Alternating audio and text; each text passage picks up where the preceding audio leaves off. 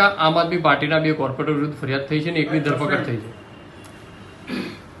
આમ આદમી પાર્ટી એ હવે તોડ પાર્ટી બની ચૂકી છે.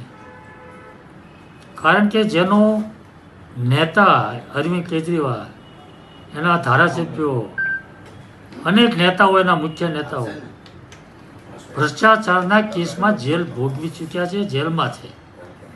તો આ તો એના કોર્પોરેટરો છે.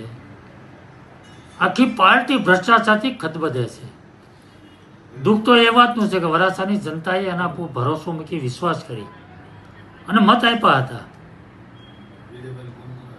ઈમાનદાર પાર્ટી તરીકે એને મત માંગ્યા હતા અને આજે ભ્રષ્ટાચારમાં ગળાડૂબ છે. મને તો આશ્ચર્ય એ વાત ન થાય. આ પાર્કિંગની બાબત જે છે એમાં 10-11 લાખના ભ્રષ્ટાચારની વાત આવી છે, પરંતુ લોકોની જે અમારી પાસે ફરિયાદો આવે છે, શાકભાજીનો લારી હોય એની પાસે 50 રૂપિયા છોડતા નથી. 50 રૂપિયા રોજ એના માણસો નીકળી પડે છે.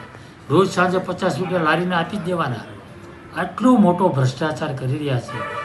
એટલે જેના નેતાઓ ભ્રષ્ટાચાર હોય, એના માણસો, એના કોર્પોરેટરો ભ્રષ્ટાચારી જ હોય અને ભ્રષ્ટાચાર જ કરી રહ્યા છે. આખી જનતા હવે જાણી ચૂકી છે અને એટલા માટે હવે લોકોનો જે વિશ્વાસ તોડ્યો છે અને એ લોકો જાણે છે કે હવે અમારી પાસે 1 વર્ષ છે. વર્ષ પછી કોર્પોરેશન ચૂંટણી આવવાની છે. ટિકિટ મળે તો બી અમે જીતવાના નથી, લોકો મત આપવાના નથી.